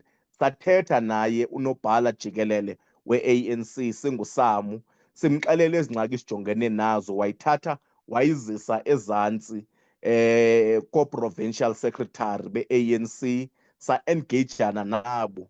And ndiyafuna utsho msasazi ukuthi irijini yokuqala sesihleli nayo, zonke ezi ngxaki okanye u-80% weengxaki besijongene nazo sikwazile uziadresa through that intervention. Kwezinye ii-regions ze-ANC apho iSamu izama ungenelela khona, asifumani i-attention okanye laa nto kuthiwa yi-audience, bayasibaleka. Kwezinye uyabona ukuthi kwenziwa nje into kuthiwa yi-compliance, bayayiphika into yoba oomasipala bafile. Then ke ngoku uzibuze i-SACP yona ithini indima yayo. One msasazi nalapho mhlawumbi ke iyafuneka nathi ke sinyaniseke sizibuze ukuthi ibikade iphi i-SACP xesha lonke eli seyivela ngoku isithi ifuna ucontesta, because yenye into ekufuneka ngoku singabasebenzi sithethe phezu kwayo, because lizawufika ixesha elithi kufuneka sikhethile uba sizawuncedisa ophi umbutho. Now nayo into ye-SACP asikayifumani ncam ukuthi yintoni le efuna uyiachieva, because thina msasazi siphakanye embizeni apho khona ziqala khona ipolitiki, and zinqabile ii-intervention zethu ne-SACP. So singabasebenzi bakwamasipala isenzela iwari kakhulu le nto esijongene nayo. Ndiyayiva le nto ye-GNU noko ayikafika apha ephondweni, kodwa ke unyanisile ugxa wam xa ke sithi man ungagqiba ukuthi lento edibene ne-GNU kudala iphila apha ephondweni because one, i-Eastern Cape iphantsi kwe-ANC, kodwa xa ujonga i-development yasilapha e-Eastern Cape, uqale kwezaa zikolo zethu zodaka, uhambe uye koomasipala abangafunctioniyo, ujonge i-service delivery, ujonge i-performance ye-sector departments, ungene phakathi kwezibhedlele. Akho nto ibuhlungu umsasazi njengoba uthi uyobona isihlobo sakho esibhedlele, ufike ukhawulelwa zii-patient ezileli phantsi bhaxa kungekho zibhedi kulo rhulumente wethu esikuye. Then uzibuze into yokuba apha e-Eastern Cape kutheni ngathi sibuya umva nje instead uba sibheka phambili. Iyawubekela phi na xa sesingesekho in charge as i-alliance? So zinintsi contradictions esijongene nazo singabasebenzi, kodwa msasazi noko le system ekhoyo esetyenziswayo eSouth Africa ayithethi nathi. Unyanisile usihlalo apha uComrade uPampila xa ke sithi yi-system etyebisa ongqowa, ayo system ejongene nathi zimpula zikalujacu. Mandibe ndisimapho msasazi. Ya, kodwa ndiyafuna mntakantaka into ethi ngokwemeko yesamo singawulahlanga lo mxholo usukela izolo kude sibe kanti silapha namhlanje. Naxa kweli xwebhu lezikhalazo njengoba nidwelisile, kodwa xa nijonga njengosamo, lingakanani ingenelelo lenu apha ephondweni ngokukhethekileyo enilenzileyo njenge-union ukuzama ukukhawulelana neengxaki ezijongene nabasebenzi koomasipala bethu, njengoba kanti bubalule nenani loomasipala abathi bafumane i-clean audit kwaphaa kwingabula-zigcawu. Now, ndifuna ujonga ke ngokuba xa ujonga ungenelelo, andithethi only kwi-structure esikhoyo ngoku nakwesidlulileyo nakanti, but lungakanani ungenelelo niye nalenze ukuzama ukuseyiva abasebenzi kule mingeni abajongene nayo ngokwalo mongo sikuwo namhlanje? Okay, hayi msasazi ndizawuba mfutshane kakhulu kuleyo. Singusamu, one, sinee-structures ekuthiwa zii-local eziphaa koomasipala ezijongene noomasipala direct, kubekho eziserijinini ezijonge oomasipala abakwi-region ezithile, then ibe sithi siliphondo. Ndifuna uyikhonfema msasazi apha phakathi. One, singusamu sikwazile msasazi apho xa kukho ingxaki khona sihambe siyohlala phantsi with i-management, sizame ulukhangelana and silungise iingxaki ezichaphazela abasebenzi. Ndizawukwenza umzekelo nje omfutshane. Kwakukho isikhalo apho abasebenzi babechaza ukungonwabiseki kwabo xa bephangela kumasipala wase-Amathole District Municipality, besithi bahlukunyezwa ngu-municipal manager wabo wangelo xesha. Singusamu saye saphakama sayoqala sahlala i-meeting naye u-municipal manager, simxelela ngezenzo zakhe, sisithi if zikhona izinto afuna usityhola ngazo nathi, nantsi iplatform yoba makasityhole, kodwa yeyona nto siyifunayo sifuna kubuyelwe emsebenzini and kusiwe inkonzo ebantwini kungaxhatshazwa ngabasebenzi. Kwabonakala ke apho ukuthi sithetha nomntu oneendlebe ezigcwele amanzi kuba zange asimamele. Laba linye ke lisamo loba masiphumeni sonke singabasebenzi sixuthe amandla wethu in order ukuthi sivise i-ANC neekhansila zayo ukuthi asonwabanga, because koomasipala abona bantu baqashayo ngookhansila isikakhulu. So sathatha amandla wethu sawabhekisa ezitratweni, senza laa nto kuthiwa yi-mass demonstration. Zange kuphele iintsuku zatywala msasazi wabe lo municipal manager sasijongene naye ngelo xesha ebizwa ukuthi bacela ukuthi ayishiye iofisi. Now yinto leyo eyenzeke phaa xa sigqiba uphuma kwi-COVID.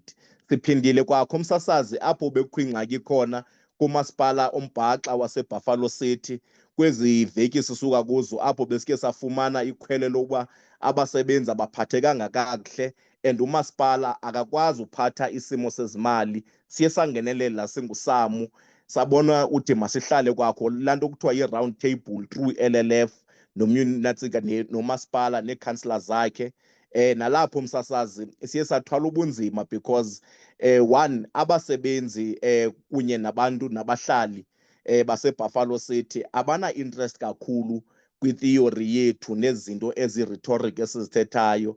Instead baye bafune ubona iziphumo, bafune izinto ezibambeka ngesandla. So sihleli phana safumaniseka into yokuthi kuyawuphela iminyaka sithetha into enye singavumelani. Now singuSAMU siye saphuma ke msasazi nalapho sabheka esitratweni because inene lithi if sifuna uwina udabi lethu singabasebenzi ngoku kufuneka siphume siyojoyina ezitratweni because amandla ethu kakade asesitratweni. Siphumile naseBuffalo City sisilwa into ezorhwaphilizo, ukungabhatalwa kwabantu ii-benefits zabo, ukuathekwa kwi-collective agreement nokuxhatshazwa kuka-EPWP. Zonke ezo zinto msasazi sikwazile uzi-adressa singuSAMU walapha e-Eastern Cape through i-intervention yethu ye-LLF kunye nobheka esitelekeni. SinguSAMU asiyoyeki into yobheka esitelekeni because apha sawuthetha unaphakade nabantu abangafuni umamela because akho mntu uzimisela uvuma ukuthi umasipala wakhe akaqhubi kakuhle. Then kwaba banye msasazi uzandibuza into yoba kwaba banye umasipala bangaka yintoni le sithi siyayenza. Bese ndiyichazile ke msasazi ukuthi sibanike iintsuku ezangu-180 into yoba mabalungise ukuhlala umasipala zonke ezi ngxaki sithe saziphawula nezi zivela ku-AG zokungaspendi kwabo ibhajethi sithe mabazilungise kwanye bahlale neSAMU bajongane emehlweni zikhonjwe zonke ezi ziphene sizibonayo because u-local government uxhomeke kuthi sonke. I-failure yomasipala, if oomasipala abaninzi apha e-Eastern Cape badicida ukungasihoyi okanye bangalungisi isimo sabo within la period engu-180 days, singuSAMU sithathe i-decision ethi we will declare laa nto kuthiwa yi-provincial march apho khona sizalivala lonke iphondo in order uba kulungiswe isimo somasipala, in order uba abantu bakuthi bakwazi uxhamla kwii-services ebekufuze uba zikhutshwa ngoomasipala kungaxhatshazwanga amalungelo abantu. So sine-program already msasazi e-active, sijikeleza, ndithetha nayo msasazi, sijikeleza iirijini zonke ngoku. Sihleli phantsi noomeya sithi oomeya nazi iingxaki mazihoywe before le 180 days. So iprogram esijongene nayo lena and asizoyiyeka up until de kufike la 180 days asesisimo. If isimo sibucayi then asina choice, we will declare laa nto kuthiwa yi-provincial march. Sizawuza apha ereyidweni sitsho sithi nabo masipala ebesijongene nabo abanengxaki bebeyi-39, kule 39 i-20 ithe ayizusihoya, i-19 iyavumelana nathi. So still sisaya phambili because elethu lithi yi-injury koyi-1, i-injury kuthi sonke. Sawuphuma ngobuninzi sideclare laa nto kuthiwa yi-provincial march, siyivale vingci Eastern Cape in order to have laa nto kuthiwa ku-better life for all. Mandibe ndisimapho msasazi. Nkosi kakhulu Mhlekazi. Ndakavalela uyibalule izinto abasebenzi abakwicandelo enikulo njengeSACCAO abajongene nalo. Yinyaniso emsulwa, mhlawumbi ke ndingatsho ndithi nothathatha angade angqine into yokuba abanalizwi kakhulu xa umqeshi ejamile esithi into ethile ayizukwenzeka ngolu hlobo kweli lam ishishini. Ukuba awuzukuyimamela le mithetho nale nto ndikuxelela yona uyawuske uhambe kuba kade banintsi bafolile balindele kwayesi sithuba sakho. Yingxaki esikuyo ngoku njengoba sithetha leyo. Mhlawumbi ke hayi yonke into ikwii-unions ukuze kuziwe nesisombululo.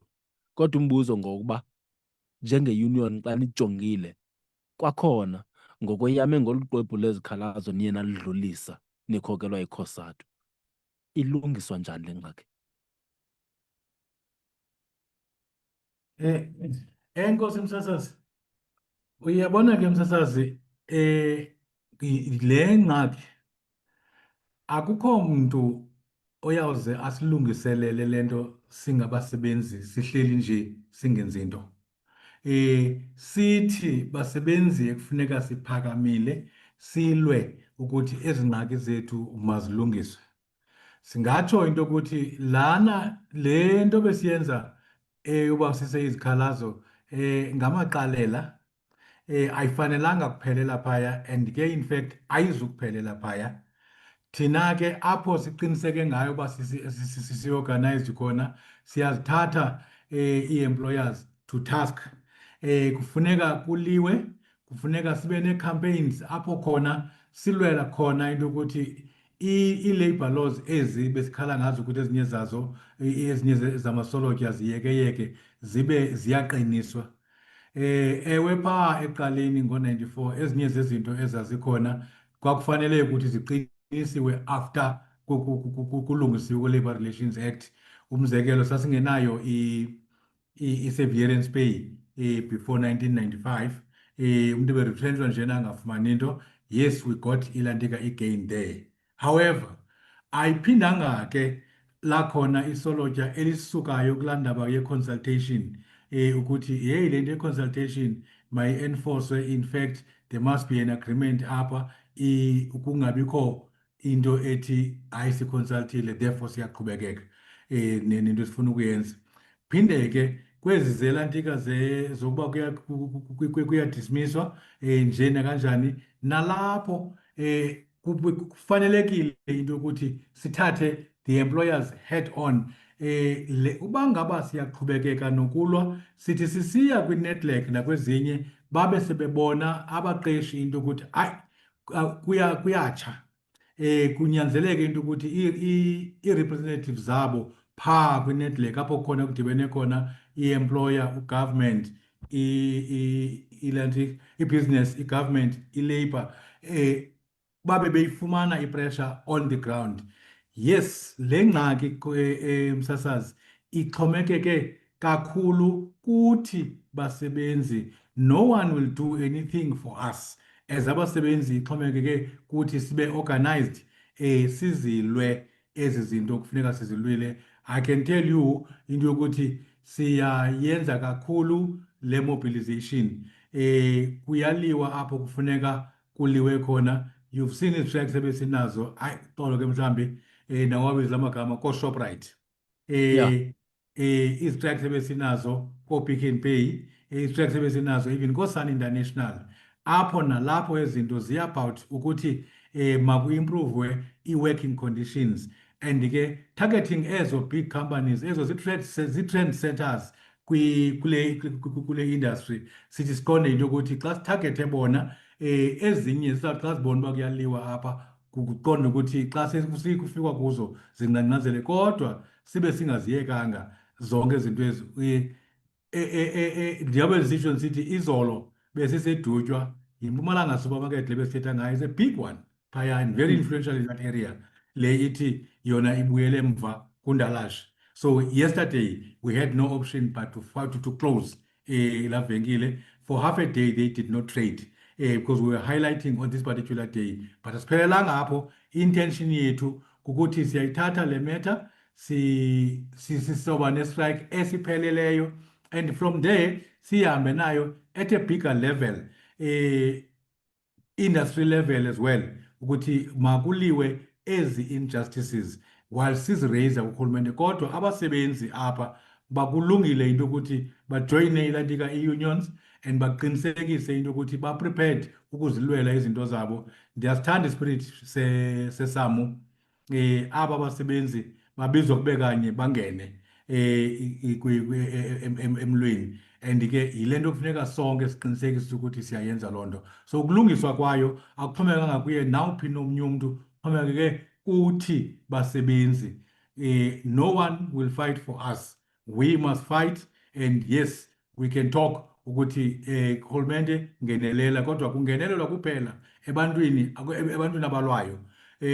Awuthi hayi sinqandele, kufuneka sibe apha sithi le into ayikho right. Inyani yona into ukuthi ezi changes, labor law reforms, gradually ziye zingathethi nathi ngoku, zithethe i-imperialist language.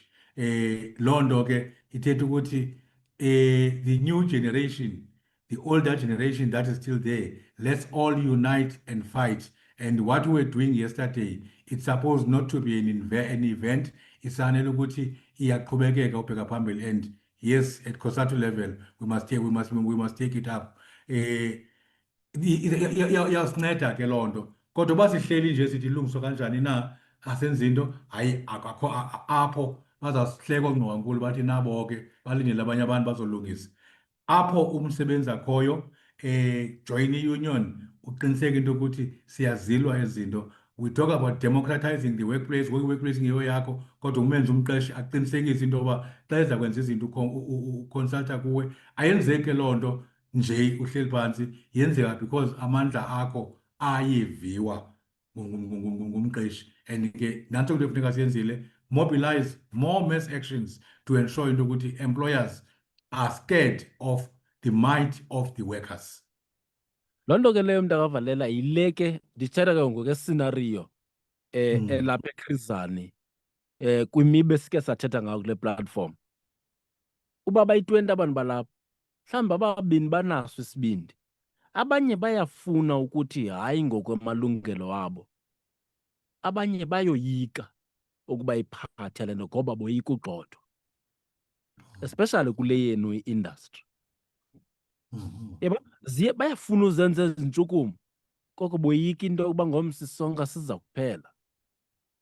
Isibonise ke ngoku umsantsa phakathi komqeshi nomsebenzi nokubana ndingakanani kuwe kuza kwenzeka into endiyifunayo apha irrespective bana amalungelo am ndingumsebenzi athini. Loo nto leyo ibenze batshone embonini. Nantso ke ngoku ingxaki iqalwa ngaphi. Abanye bagxothela into yokuba baske bajoyin i-union ibe lilungelo labo. Iqalwa ngaphi loo nto?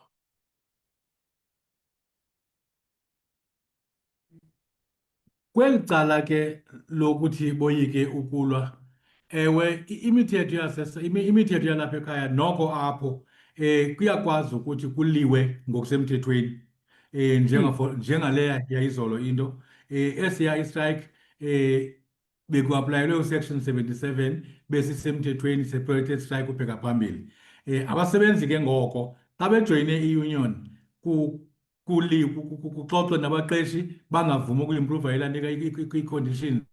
Ikhona ke imiqathango elandelwayo istrike sibe protected bangagxothwa xa besestrikeni. So ixesha elininzi ke le nto yokoyika kwabasebenzi abaninzi kuzuko bengomalungu e-union, aba ke bangamalungu e-union xa mhlawumbi ke bengakhange baxelelisiswe kakuhle into ukuthi apha ngoku xa sisilwa siza kulwa sikhuselekile.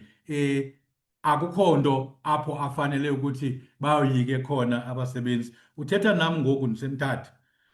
Continuing with what we were doing yesterday, sikwenye yeza companies and already sine-dispute that njengoba ndithetha sithumele CCMA, we told abasebenzi ukuthi kuba lena into sifuna ilungile kuyanyanzeleka into ukuthi siqiniseke uba we're preparing for a strike and esi strike sizawube si-protected. Leya izolo into besinyela nje intambo tomorrow I mean ke after ilanding i-CCMA process sizawube ke ngoku sisilwa si-protected noba sithathe ixesha elingakanani naso. Abasebenzi need to understand into yoba kufuneka benziwe bayiqonda into yoba banalo ilungelo lokustrayika eSouth Africa, banalo ilungelo lokustrayika bengenabala lokuluza umsebenzi wabo.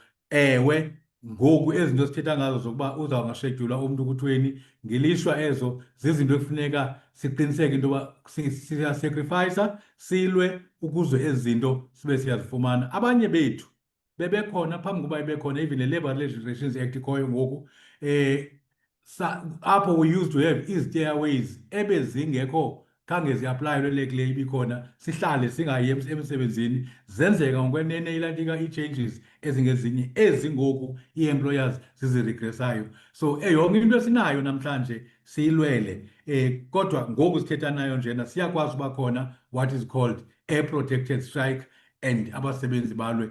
Into enjena yokuqala funeka beqale bayenza kuqinisekisa into ukuthi basembuthweni. After besembuthweni bafake demands kuhanjwe kuyoliwa. Izawuba khona into engu-no work no pay kakade. Izawuba khona i-retaliation yokuba kuthiwe wena ubusestrayikeni ingathi apha asizube sikushedyule, kodwa kuloo problem kuloo process kuliwa kanye naloo nto kuthiwe ngokwenza kanjalo you are infringing with the rights of these employees. Siyaphinda kwakhona siyalwa. Eso sibindi abasebenzi funeka beyazile into yoba sikhona istrike esiprotected, banakho ukulwa, kodwa yonke into ihamba ne-sacrifice. Bakhona abanesibindi unyanisile. Funeka sintlantlata amadolo ke ngoku aba bangenaso isibindi, kodwa ongekho organized ukuthi kube nzima ukwenza loo nto. Indeed, lowo ongekho organized, i-employer ivele ithi ke ndiyagxotha ke ngomso ngokuba sestrayikeni because mhlawumbi uzawube engalandelanga kwa yonke loo ndigqibo ithetha ii-processes zokuthi istrike sibe protected. Ndiqinisekile wena isami ithetha ngee-marches and everything izawube izilandele zonke ezaa processes zibe zi-protected, kungekho mntu uzawuluza umsebenzi ngaphandle kwento yoba kuzawuba kuno work no pay like iCOSATU did yesterday. Sikumkhono phambi kwentsimbi yeshumi elinanye obuyangena ngoku siyakwamkela enkqubeni saqhuba ke nengxoxo yethu. Mnumzana uPampila, now ndithanda le nto uba as i-young COSATU kwakule platform andazi bizihlandlo ezingaphi, mhlawumbi nangomso singathetha nabantwana abakwi-programs nabantwana bakwi-programs at a local level. Sike senza apha umba wabantwana basentsika yethu bebengafumani istipend sabo. Ya-controversial ke loo nto, kodwa ke kwacaca uba ingxaki ibikho abantu abalidisha iprojekthi. Ilishwa lelokuba nokuba ngumsebenzi, nokuba yi-learnership, nokuba yi-internship, uStats SA uzawuthi abantu abasebenza eMzantsi Afrika banga. Kodwa imeko nokwenzeka kwezinto kulaa ndawo bakuyo abantu abatsha ibe ingafani neyomntu okuthiwa uyasebenza nokuba ukweyiphi na ikhathagori. Masike siphinde sibuyele kolwaa xwebhu lesikhalazo. Ithi wani xa ilolu hlobo, ingakumbi kwimeko yabantu abakwiindawo ezisemaphandleni abangaqondiyo, anithi niyalwa njengomfelandawonye wombutho wabasebenzi, nibe nisithi futhi niyabakhumbula, niyabacinga nabo bangabe kanti bajongene nezinto. Umntakantaka apha ubalule imicimbi ye-interns, ibonakala sekurepleyiswa ngazo ngokuba i-operation mayibe iqhuba, kungarepleyiswa aba bantu bathathe umhlalaphantsi, aba bantu barizayinileyo, kuthathwe ii-interns kube kuvalwa izithuba. Masike singenawo.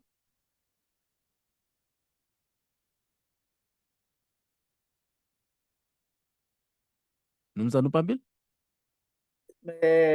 Inkosi kakhulu msasazi, masibulele.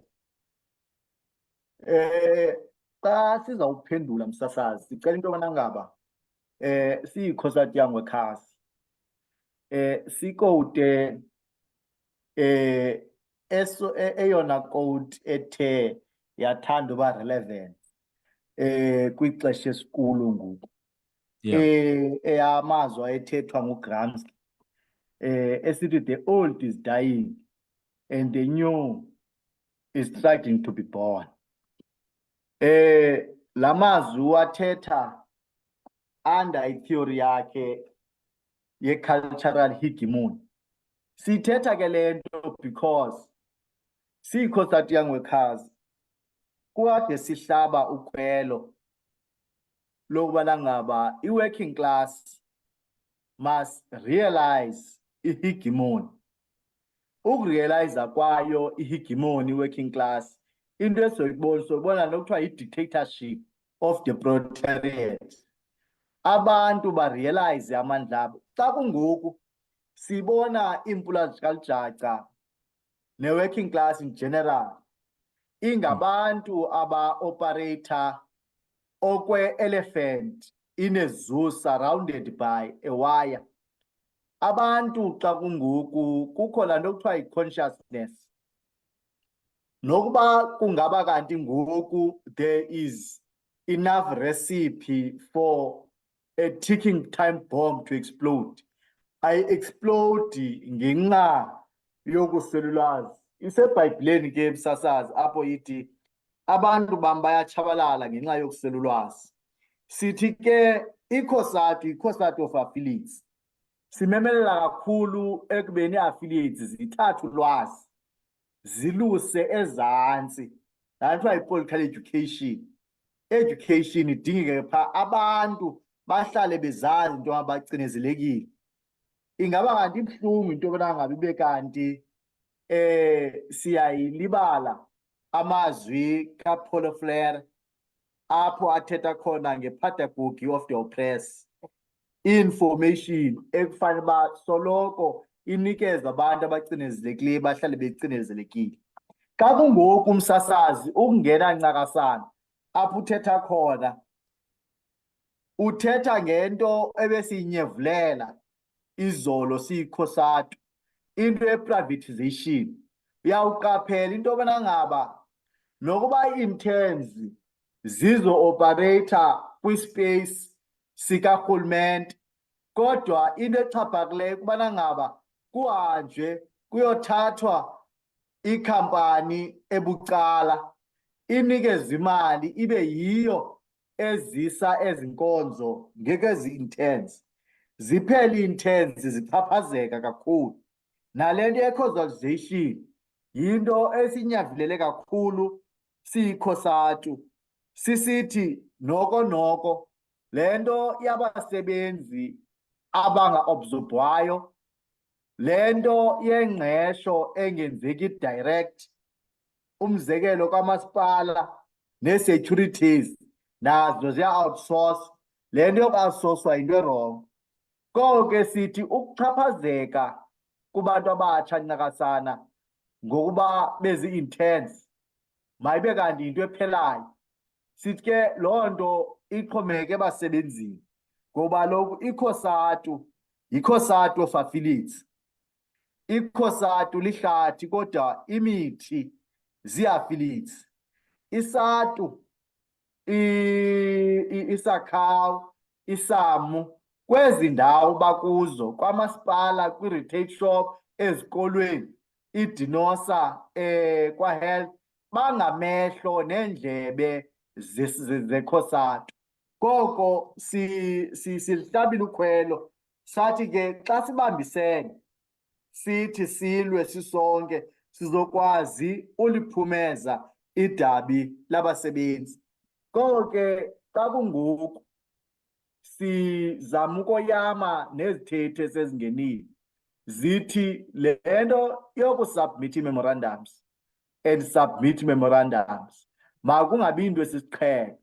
Masikwazi ukuthi simoshwa apha ngumqashi, masihambe siyosombulula loo nto. Uyawukhumbula ke into yobana ngaba linene lithi imithetho esithe sayakha ukusuka ngexesha lobandlululo ukuze kuphumela ku-1994 ibiyimithetho ebesisiyifumane ngokuba abasebenzi bephakame balwa. Ngoko ke sithi ke singabasebenzi, we are on our own. Asinaye uJesus Christ ozoza ozosihlangula, kodwa thina sizosihlangula ngokwethu, ngokuba le nto ungumsebenzi ingumntu othengisa ngamandla ukuze azuze. Ikwangumntu othi xa efuna udemonstrata ukungoneliseki athathe amandla akhe ahambe aye esitratweni, ngokuba hayi yonke into esithi singayiwini eboardroom sihlale phasi, sihlala phantsi singayilweli, kodwa koko siphuma siye esitratweni sihambe siyolwa, sizama ufaka ipressure, sisombulule iingxaki zethu. Sisithi ke siyi-COSATU laa nto ye-privatization yinto esiyinyevulelayo kakhulu, ngakumbi eyilale nto ye-exploitation yabantu Ndicela ukuqhawula abatsha. mntakavalele. Ndicela ukuqhawula mntakavalele ke sibone lo uba ungena esithini na. Molo ekhaya. Molweni. Usemnxebeni apha molo? Oh, samva. asisamva.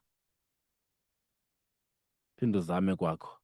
Sikumzuzu ngoku wesithandathu kuphambi kwentsimbi ye-11 kwiVukani FM.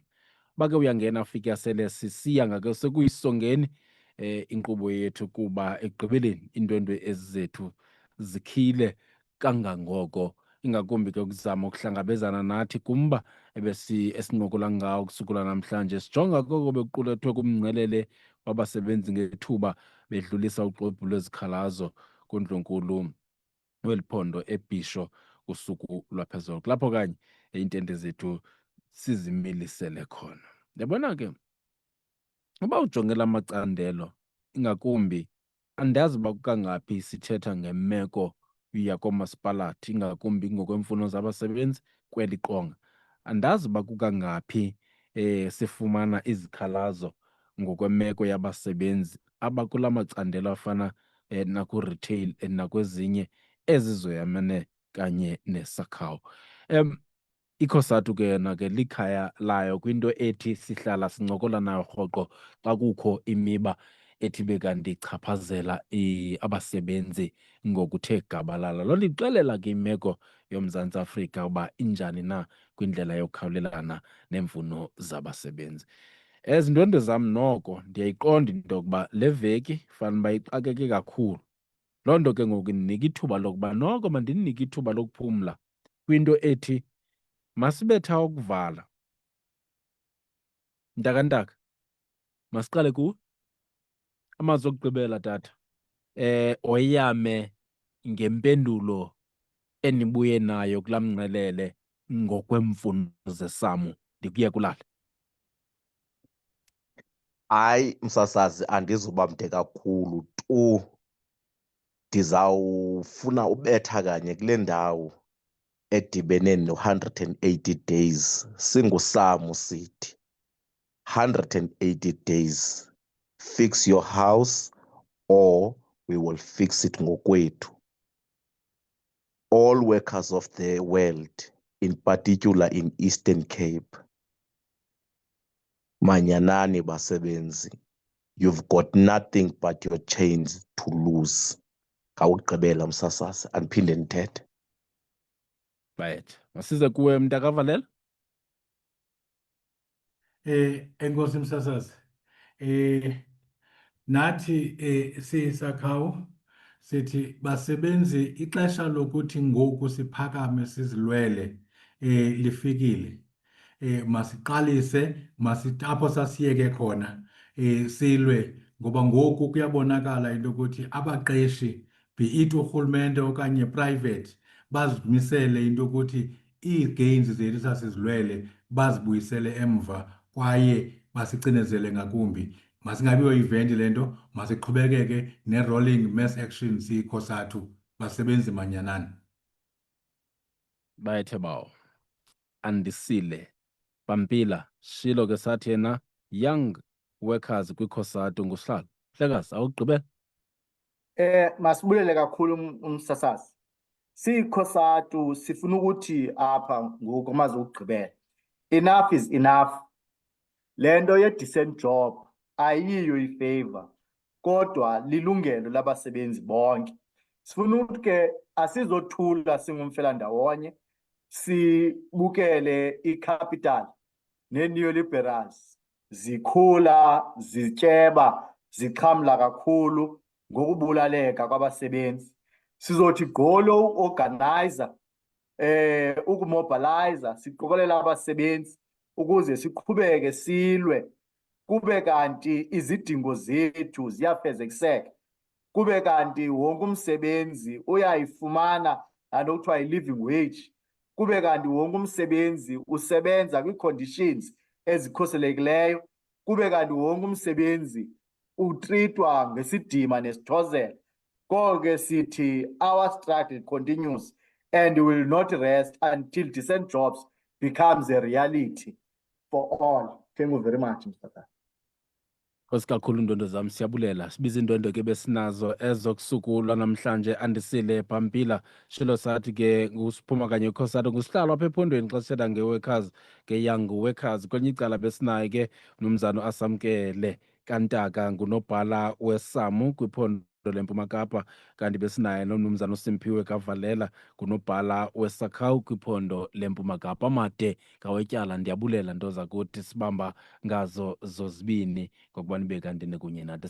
Something Soweto, oomama bomthandazo, ingoma esibakhupha ngayo. Igama lenkosi linamandla.